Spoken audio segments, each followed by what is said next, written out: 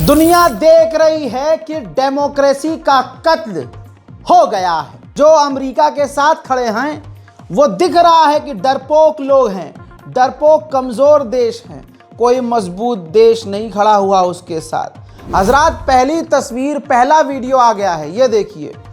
उफ, बहुत अफसोस हो रहा है, आंखों को यकीन नहीं हो रहा। ये जो नीले लिबास में आदमी आपको दिख रहा है, ये न्यूयॉर्क पहुंच चुका है, वेनेजुएला का राष्ट्रपति है, हाथ में हथकड़ी है और काले लिबास में, काली जैकेटों में आपको ये जो दिख रहे लोग हैं ये फौजी हैं। एक देश का राष्ट्रपति, सोचिए, एक देश का राष्ट्रपति किस तरह से उसके ही देश में घुसकर उसके लोगों के बीच से उसको उठाकर किडनैप कर उसे अमेरिका लाया जाता है और दुनिया चुपचाप देख रही है।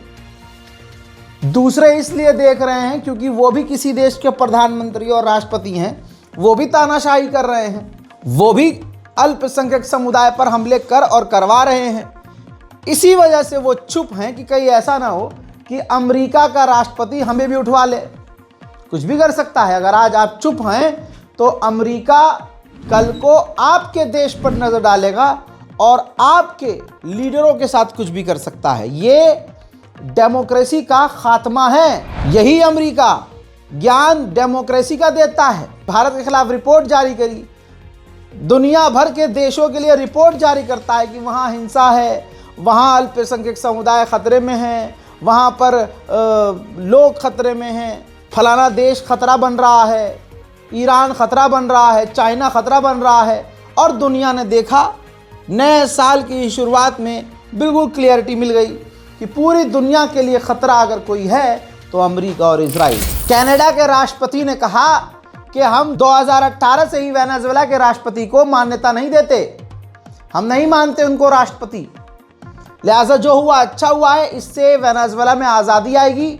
अब आप सोच रहे होंगे कनाडा क्यों बोल रहा है अमेरिका के समर्थन में, क्योंकि कनाडा की खुद ही फाड़ रखी है अमेरिका ने। आप खबर देखते हैं ना, मेरी समझाया ना मैंने आपको, अमेरिका से सबकी हिली पड़ी है और अमेरिका इस वक्त देख रहा है कि इस तानाशाही में मेरा साथ कौन दे रहा है, मेरे पाले में कौन है। क्लियर है, दादागिरी है, हरामीपन है।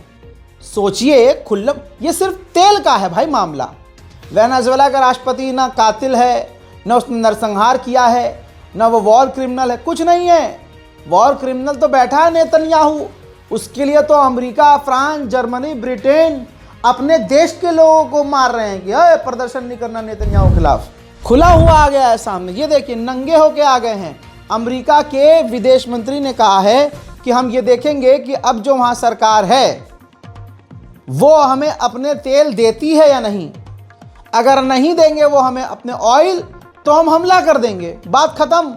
अब बताइए और क्या बचा। इस 2026 में सबसे बड़ा शैतान कौन है, उसके कर्म से पता चल गया है। अमेरिका का एम्बेसडर जो इजराइल में है, उसने इसको बहुत अच्छा बताया, कहा कि ये जो निकोलस है ये ईरान का करीबी था, ईरान की बड़ी मानता था ये, तो ये जो हुआ है इसमें इजराइल का भी बड़ा फायदा हुआ है। दोस्तों, खुलकर सामने शैतान आ गया है। अब जो सबसे ज्यादा आंखों में इजराइल और अमेरिका के चुभता है, खामनाई है। ये देखिए, इजरायली वॉर रूम अपने सरकारी अकाउंट से कह रहा है यू आर नेक्स्ट, अगला नंबर तुम्हारा है। तो ईरान के जो गद्दार लोग हैं सड़कों पर, जो ईरान को बदनाम कर रहे हैं, ईरान में मुश्किलें पैदा कर रहे हैं, ये वार्निंग है उनके लिए। फ़ायदा उठाएगा अमेरिका। अमेरिका के और भी बहुत सारे ऐसे नेता हैं जो विरोध कर रहे हैं और ट्रंप की आलोचना कर रहे हैं। ये महिला सेनेटर हैं, इन्होंने कहा कि ये ड्रग्स के बारे में नहीं है। अभी कुछ ही दिन पहले अमेरिकी सरकार ने बहुत बड़े तस्कर को माफ़ कर दिया था। ये जो वेनेजुएला के साथ हुआ है, ये सिर्फ वजह तेल है और कोई दूसरी वजह नहीं है। हंसी भी आ रही है ये खबर बताते हुए, वेनेजुएला के राष्ट्रपति को उठा कर ले गई अमेरिका की फौज, और ये झांट के चौधरी, ये वेनेजुएला की फौज जो है, अब वो वीडियो बनाकर वो दिखा रही है कि हम देखो प्लानिंग कर रहे हैं कि अब किसको बचाओगे, अमेरिका फिर घुस के मारेगा। कमाल तो तब था जब ये घुसे थे तुम्हारा एयर डिफेंस सिस्टम चालू होता, तब तुम लड़ते। कुछ हुआ ही नहीं। अब वीडियो बनवा रहे हैं। न्यूयॉर्क का मेयर बड़ा हिम्मत दिखा रहा है। उसने साफ तौर से ममदानी ने कहा कि जो ये किया, तो मैंने तुरंत डोनाल्ड ट्रंप को डायरेक्ट कॉल किया और मैंने सीधा उनसे कहा कि आपने जो ये किया है मैं उसके खिलाफ हूं। हजरत मोहतरम, कतर सामने आया है। कतर ने बड़ी हिम्मत दिखाई है भाई। कतर ने चिंता व्यक्त की है और वेनेजुएला के राष्ट्रपति के साथ जो हुआ है उसका विरोध किया है। मैंने आपसे कहा था कि वेनेजुएला का नुकसान बहुत हुआ है, लेकिन आंकड़े नहीं आए हैं। अब आंकड़े आ गए हैं। वेनेजुएला के ऑफिशियली डेटा के हिसाब से 40 लोग मारे गए हैं अमेरिका के इस आतंकी हमले में, जिन 40 में वेनेजुएला के ऑफिशियल, फौज और आम लोग भी शामिल हैं। मेरे दोस्तों, एक देश के राष्ट्रपति को किडनैप किया गया और दुनिया देखती रही। अब वेनेजुएला की वाइस प्रेसिडेंट कह रही हैं कि कुछ भी हो जाए हम अमेरिका की कॉलोनी नहीं बनेंगे, अमेरिका का हिस्सा नहीं बनेंगे। इस देश का एक ही राष्ट्रपति है, निकोलस, जिसे अमेरिका ने किडनैप किया है और इसी वक्त अमेरिका को, हमारे राष्ट्रपति को छोड़ना होगा। ये सारा खेल सिर्फ तेल का है। रिपोर्ट यह है कि अमेरिका के 20 मिलियनर्स, बिलियनर्स और बिजनेसमैन जो जंगों में पैसा लगाते हैं अपने फायदे के लिए, ऐसे 20 बिजनेसमैन वेनेजुएला जाएंगे और वहां जाकर क्या करना है, किस तरह से कंपनियों को हड़पना है, कैसा बिजनेस करना है, कैसे वहां पर अपने बिजनेस को बढ़ाना है, ये पूरी प्लानिंग करेंगे। अब यहाँ पर वेनेजुएला को पहले अपने खुद के गद्दारों पर कंट्रोल करना होगा और अमेरिका का कोई अगर आया तो फिर उससे डील करना होगा। अब दोस्तों, जो एक ग्रुप है वो पूरी तरह से इजराइल और अमेरिका के साथ है, वही वाला ग्रुप जो इजराइल के साथ रहता है। तो जर्मनी ने भी अमेरिका के इस कदम को, डोनाल्ड ट्रंप को सपोर्ट किया है। क्योंकि नहीं सपोर्ट करेंगे और कल इनकी बहस हो गई तो ट्रंप इनको भी उठवा लेगा। उधर वेनेजुएला के कांड पर एलन मस्क भी सपोर्ट कर रहा है। अभी कुछ दिन पहले जब ट्रंप और इनकी भिड़ंत हो रही थी, दोनों नंगे हो गए थे एक दूसरे को गाली बकते बकते। अब जब बनी है तो ऐसी बनी है कि एक दूसरे की चाटने में लगे हैं। एलन मस्क वेनेजुएला के राष्ट्रपति को किडनैप करना और जो अमेरिका ने, ट्रंप ने किया है उसको सपोर्ट कर रहा है। नहीं सपोर्ट करेगा तो उसका जो बिजनेस है डोनाल्ड ट्रंप तबाह कर देगा। आप समझ रहे हैं ना मैं क्या समझाना चाह रहा हूँ। मैक्सिको को भी धमकियां देता रहता है अमेरिका। अब मैक्सिको के लोग वेनेजुएला के समर्थन में मैक्सिको में अमेरिका की एम्बेसी के ऊपर अंडे फेंक रहे हैं।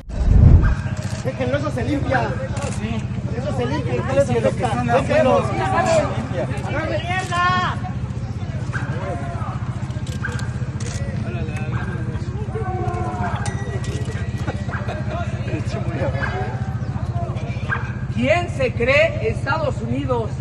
¿Quiénes se creen? Acá de este lado. ¡Váyanse al carajo! ¡Yanquis de mierda!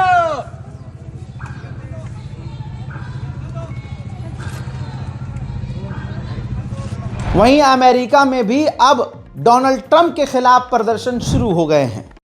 So loud that the war criminals in Washington hear you.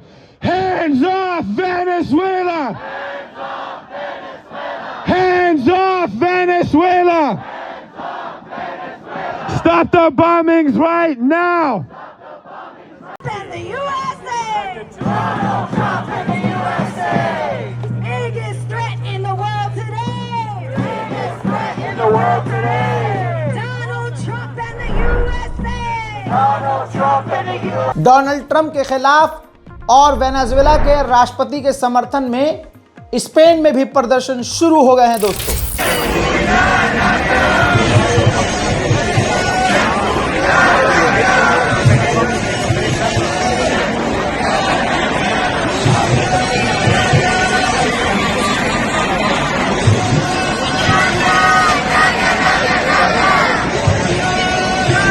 उधर ग्रीस में जबरदस्त प्रदर्शन है।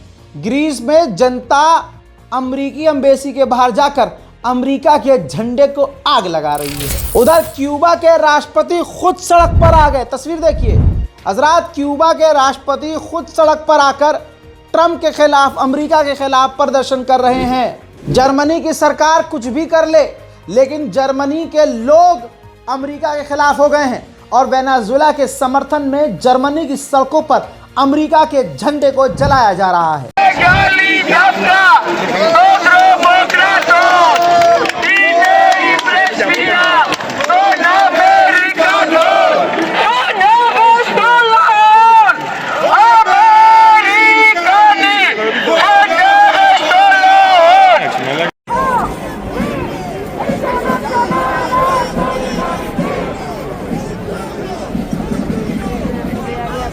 हजरात, निकोलस के लिए, वेनेजुएला के राष्ट्रपति के लिए अमेरिका के व्हाइट हाउस के बाहर लोग प्रदर्शन कर रहे हैं। And the USA!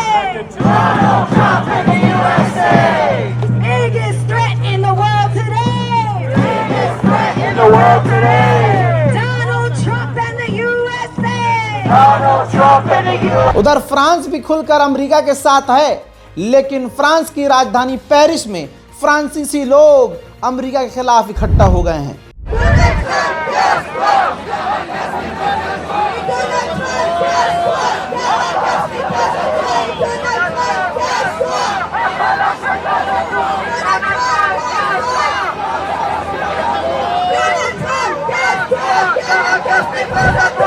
मैक्सिको में अमेरिकी एम्बेसी के बाहर एम्बेसी की दीवारों पर लानत लिखी जा रही है, ट्रंप के लिए गालियां लिखी जा रही है, विरोध हो रहा है और ये विरोध तेज हो रहा है। एक राष्ट्रपति को क्रिमिनल से ज़्यादा बुरी तरीके से लाया गया है। रिपोर्ट ये है, मैंने दिखाया है आपको, वेनेजुएला के राष्ट्रपति का हाथ बांधा हुआ था, कहा जा रहा है पैर में भी सिक्कड़ थी, और तो और मुंह पर कपड़ा डाल के एक आतंकवादी की तरह किडनैप करके लाया गया। ये वेनेजुएला है जिसकी कोई खता नहीं।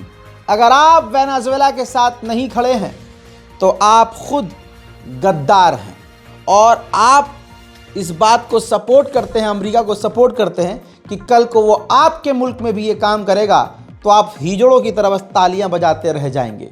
इस रिपोर्ट को शेयर कीजिए, अपनी राय कमेंट में लिखिए। जय हिंद।